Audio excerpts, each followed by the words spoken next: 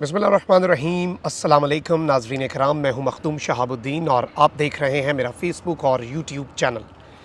उम्मीद करता हूं आप सब लोग बखैर व आफ़ियत होंगे और जहां भी होंगे अपने अहले खाना समेत खुश भी होंगे और महफूज भी। नाज़रीन कराम, इस वक्त पाकिस्तानी सियासत एक ऐसे मोड़ पर पहुंच चुकी है कि हालात किसी भी लम्हे आउट ऑफ कंट्रोल जा सकते हैं और जो वाक़यात और जिस तरह के इंडिकेटर्स मिल रहे हैं, अगर उन पर बर वक्त इक़दामात ना किए गए तो फिर चीज़ें पॉइंट ऑफ नो रिटर्न पर भी जाएंगी और फिर चाहते हुए भी मुक़्तदर हल्के शायद सिचुएशन को कंट्रोल ना कर सकें।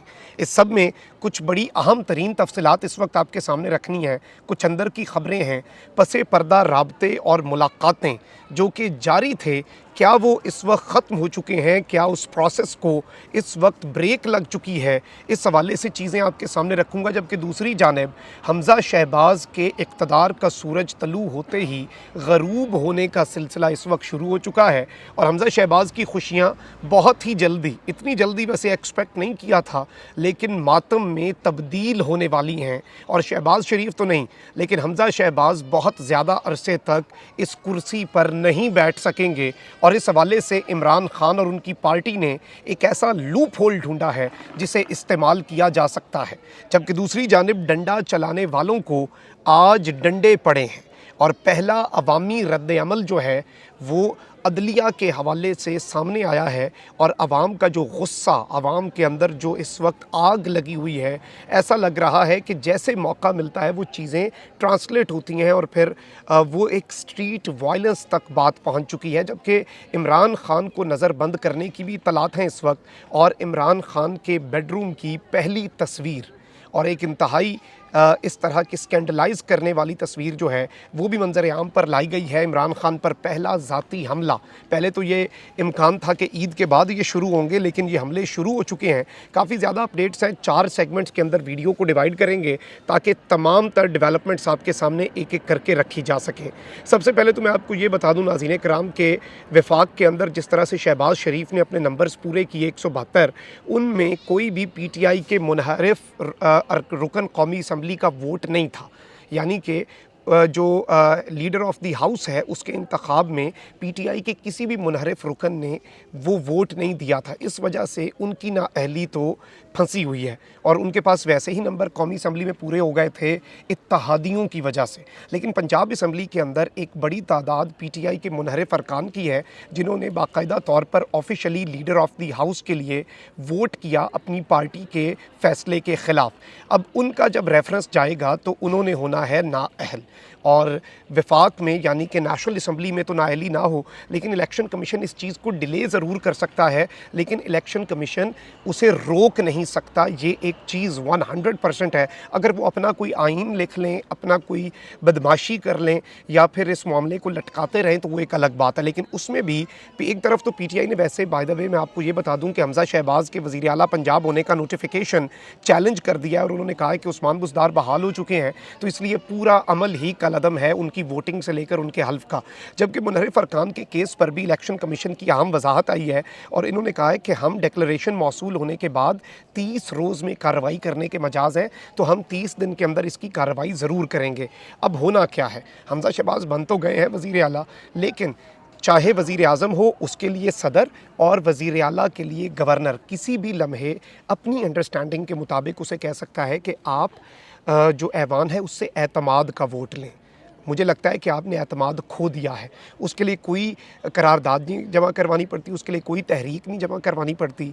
अब इस सिचुएशन में अगर ये PTI के MPs नायल होते हैं तो फिर हमज़ा शहबाज को 186 बंदा पूरा करना पड़ेगा और अगर वो नहीं करते तो वो फौरी वज़ारत आला के ओहदे से हट जाएंगे। सेम केस शहबाज शरीफ के साथ भी हो सकता है, लेकिन वो तब होगा जब इत्तेहादी शहबाज शरीफ को छोड़ेंगे और वो होता है नहीं होता, उनके मुँह में मज़ीद कोई निवाला डाल दिया जाता है और मज़ीद कोई ओहदे की लालच दे दी जाती है तो खैर उसे तो रोका जा सकता है। लेकिन पंजाब में अपेरेंटली अगर आइन और कानून जिसकी बालादस्ती का राग अलापा जा रहा है उसे देखा जाए तो ये तमाम तर चीज़ें होती हुई इस वक्त महसूस नहीं हो रही। जबकि नाज़रीन कराम आपके सामने है कि किस तरह से पॉलिटिकल पोलराइजेशन बढ़ गई है और इवन मदीना मुनव्वरा में जो कुछ हुआ, जहाँ पर इस वक्त कोई इम्पोर्टेड हुकूमत या भानमती के कुंबे का मकीन किसी शख्स को मिल रहा है वो उनका जो हशर नशर कर रहे हैं। और मैंने पहले भी ये बात कही मदीना मुनव्वरा वाली भी कि जो हुआ उस पर तनकीद नहीं हो रही, कहाँ पर हुआ सिर्फ उस पर तनकीद हुई। इमरान खान अवाम में निकले हैं, अवाम ने पुरतपाक इस्तकबाल किया। मरियम बीबी कहती थी हेलमेट पहन के निकलना पड़ेगा, हेलमेट शायद अब इन्हें पहन के निकलना पड़े, इवन ये अब हेलमेट पहन के भी नहीं निकल सकते। कासिम सूरी पर इन्होंने हमला करवाया, आम लोग पड़ गए। अब हुआ यह है कि एयरपोर्ट पर कुछ काले कोट और कुछ वकील जो हैं वो एक जज साहब को, या जस्टिस थे या कोई चीफ जस्टिस थे मुबैना तौर पर, उन्हें रिसीव करने आए। और जब ये रिसीव करने आए तो इन्होंने अंदर जाने की कोशिश की, तो लोगों के अंदर जो एक गुस्सा और उबाल था, लोगों ने इन्हें देखते ही वहाँ पर हमला हुआ और अच्छी खासी मार कुटाई हुई। और आपके सामने मैं ये वीडियो भी चलवा देता हूँ। ये मुबैना तौर पर वीडियो इस वक्त सामने आ रही है कि ये वहाँ पर मामलात हुए हैं। अलबत्ता इसके हवाले से तस्दीक होना इसकी अभी बाकी है, लेकिन इस वक्त ये चीज़ जो है ये सोशल मीडिया पर फुटेज भी और ये तमाम तर चीज़ें जो हैं ये बहुत तेज़ी से गर्दिश भी कर रही हैं, और इस हवाले से बहुत से मामलात जो हैं वो इस वक्त वाज़े भी होते जा रहे हैं। जबकि इस सारे के सारे मामले में मैं आपके सामने कुछ और चीज़ें भी रख दूँ। शेख रशीद साहब जो हैं वो फ़ौज के बड़े करीब समझे जाते हैं। पिछले कुछ दिनों में उन्होंने भी फ़ौज के ऊपर या मुक़्तदर हलकों के ऊपर दबे दबे अल्फाज में, इशारे किनायों में तनकीद भी की, पैगामात भी भेजे, और उन्होंने अब ये बयान दिया है कि मेरे फ़ौज के साथ ताल्लुकात थे, हैं, और मेरे फ़ौज के साथ जो ताल्लुकात हैं वो हमेशा रहेंगे भी। लेकिन इमरान खान का साथ छोड़ना गद्दारी होगी। जिसने इमरान खान को धोखा दिया वो सिर्फ सियासी धोखा नहीं बल्कि मुल्क से गद्दारी तस्वुर होगा। जबकि इमरान खान एक तरफ तो मई के आखिरी हफ्ते में लॉन्ग मार्च का ऐलान कर चुके हैं, यानी कि आप कह लें कि काउंटडाउन शुरू हो चुका है, और मैक्सिमम 30 डेज़, यानी कि महीना शुरू होने वाला है मई का, तो अब मैक्सिमम 30 डेज़ और चांद रात से लोगों ने निकलना है, नौजवानों ने निकलना है, ये स्ट्रगल शुरू हो जानी है। इस सब के पेश नज़र अब इत्तलात ये हैं कि बैक डोर राब्ते जो चल रहे थे, और खान साहब ने 2 नंबर तो ब्लॉक कर दिए, लेकिन 2 ऐसे मोबाइल नंबर हैं जो अभी खान साहब की स्पीड डायल पर हैं, लेकिन वो लोग रिप्रेजेंट उन्हें ही शायद इनडायरेक्टली कर रहे हों, चाहे वो साकिब निसार हों या फिर चौधरी निसार हों।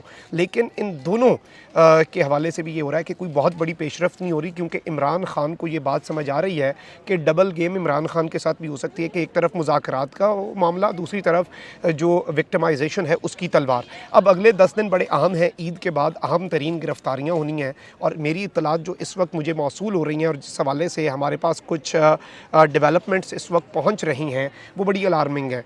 ज़ाहिर बात है क्योंकि अब लॉन्ग मार्च का भी ऐलान हो गया है, और 10 दिन के अंदर जावेद चौधरी साहब ने पहले ये दावा किया था, क्योंकि वो बड़े करीबी भी समझे जाते हैं इस वक्त की हुकूमती हलकों के और मुक़्तदर हलकों के शरीफ ख़ानदान से भी, तो उन्होंने ये कहा है कि अगले 10 दिन में गिरफ्तारियाँ होंगी, और ये उन्होंने 26 तारीख को कहा था।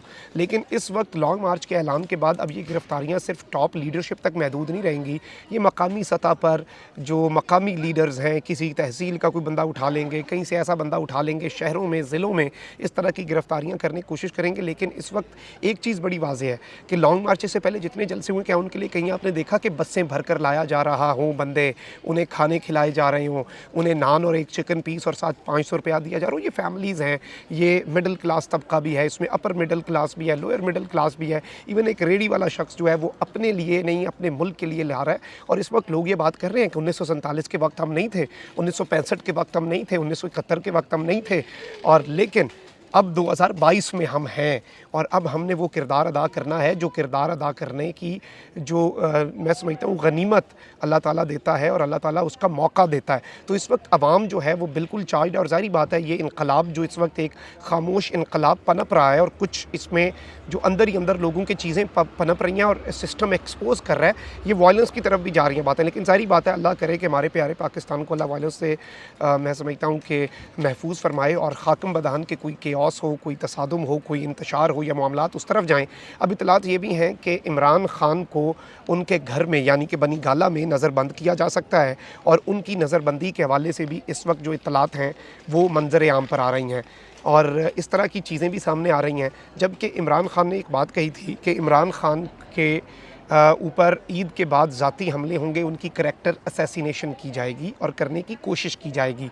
इस हवाले से मेरे रेगुलर व्यूअर जानते हैं कि हमारे इस चैनल के ज़रिए तकरीबन 2-3 हफ़्ते पहले से 2 मिनट 18 सेकंड के एक क्लिप के हवाले से बात हम कर रहे हैं कि वो इस वक्त क्लिप तैयार करवाया जा रहा है, और डीप फेक एक टेक्नोलॉजी है, उस पर इंशाल्लाह कभी वक्त मिला तो मैं आपको उसके बारे में कुछ चीज़ें भी दिखाऊँगा, कुछ सैम्पल्स भी दिखाऊँगा कि ये डीप फेक टेक्नोलॉजी होती क्या है और उसके ज़रिए ये क्लिप क्यों बनाया जा रहा है। लेकिन इमरान खान ने भी इसकी तस्दीक की, क्योंकि उन तक भी भी खबरें पहुंची, उन्हें ब्लैकमेल किया जा रहा था कि आपकी हम इमेज जो है उसे हम ख़राब कर देंगे, आपकी जो ईमानदारी। और देखें ना, करप्शन तो मिल नहीं रही। आप तोशा खाना पकड़ रहे हैं, तोशे खाने में ये सामने सब नंगे हैं, ये सब खुद भी पकड़े जाएंगे। अब इन्हें समझ नहीं लग रही कि इमरान खान को किस तरह से डिस्क्रेडिट किया जाए। खुद इनकी नाअहलियाँ सामने आ रही हैं। इस सारे मामले में एक तस्वीर इन्होंने सोशल मीडिया पर चलानी शुरू कर दी, और ये तस्वीर चूँकि फ़ेक है तो मैं ये तस्वीर भी आपके सामने चलवा देता हूँ। ये आप देख सकते हैं अपनी स्क्रीन पर। इसमें अपेरेंटली एडिटेड और डॉक्टर्ड, और इस इमेज को आउट ऑफ द कॉन्टेक्स्ट और इसे चेंजेस करके जो शेयर किया जा रहा है, ये अभी की नहीं, ये बहुत पहले से चलाई जा रही है, लेकिन इसे अभी का पेश किया जा रहा है कि ये ट्रेलर है। इसी तरह की इसमें खातून जो है उसका चेहरा ब्लर करके ऐसे अकाउंट्स शेयर कर रहे हैं जिन अकाउंट्स में से मेजॉरिटी को मरीम नवाज़ शरीफ साहिबा फॉलो कर रही हैं, यानी कि ये उनके सेल के लोग हैं। और इस वक्त इमरान खान की करैक्टर असैसिनेशन की नाकाम कोशिशें की जा रही हैं। ये सोशल मीडिया का दौर है, ये वो दौर नहीं है जब आपने मोहतरमा बेनज़ीर भुट्टो को 90s में उनकी अजीबो गरीब तस्वीर लंदन से एडिट करवा के प्रिंट करवाई, फिर उन्हें प्रिंटिंग प्रेस से छपाया और हेलीकॉप्टर से फेंकवा दिए जब लोगों को फ़ोटोशॉप का पता ही नहीं होता था। तो ये तमाम तर चीज़ें इस वक्त सामने आ चुकी हैं। अब तो डीप फेक टेक्नोलॉजी आ चुकी है, और डीप फेक तो कुछ भी कर सकता है। आप मेरी तस्वीर क्या, अपनी तस्वीर जिधर मर्जी लगवा लें, वीडियो बनवा लें, आपकी आवाज़ का 10 सेकंड का हमें सैंपल चाहिए होगा, आपसे जो मर्जी कहलवाना हो वो भी कहलवाया जा सकता है। तो ये इस वक्त मुश्किल नहीं है, लेकिन इनका पहला हमला भी नाकाम हुआ और इंशाल्लाह आइंदा आने वाले हमले भी नाकाम होते रहेंगे। कमेंट सेक्शन में राय का इजहार ज़रूर करें। अपना बहुत ख्याल रखें। अल्लाह निगहबान। पाकिस्तान जिंदाबाद।